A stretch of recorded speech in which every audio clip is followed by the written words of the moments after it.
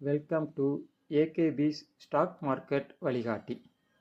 இன்றைக்கி நம்ம படிக்க போகிற பாடம் ட்ரேடிங் அக்கௌண்ட். நம்ம ட்ரேட் பண்ணணுன்னா பேசிக்காக 3 டைப் ஆஃப் அக்கௌண்ட்ஸ் தேவை. ஒன்று பேங்க் அக்கௌண்ட், அங்கே நம்ம பணம் வச்சுருப்போம். ரெண்டாவது ட்ரேடிங் அக்கௌண்ட். இதோட யூஸ் என்ன அப்படின்னா, நம்ம ஒரு ஷேரை வாங்கணும் விற்கணும் அப்படின்னா இந்த அக்கௌண்ட் மூலம்தான் வாங்க முடியும், விற்க முடியும். மூணாவது ஒரு அக்கௌண்ட் இருக்குது, அது என்ன அப்படின்னா டீமேட் அக்கௌண்ட். இந்த டீமேட் அக்கௌண்ட் என்ன பண்ணும் அப்படின்னா, எப்படி பணத்தை பேங்க் அக்கௌண்ட்டில் போடுறோமோ அதே மாதிரி ட்ரேடிங் அக்கௌண்ட்டில் வாங்கின ஷேர்ஸ் எல்லாமே டீமேட் அக்கௌண்ட்டில் போய் ஸ்டோர் ஆகிருக்கும்.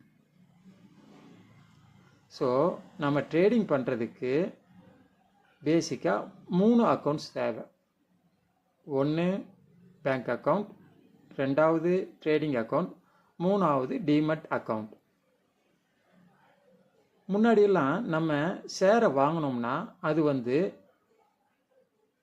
பேப்பர் சர்டிஃபிகேட்டாக தான் நம்மகிட்ட இருக்கும்.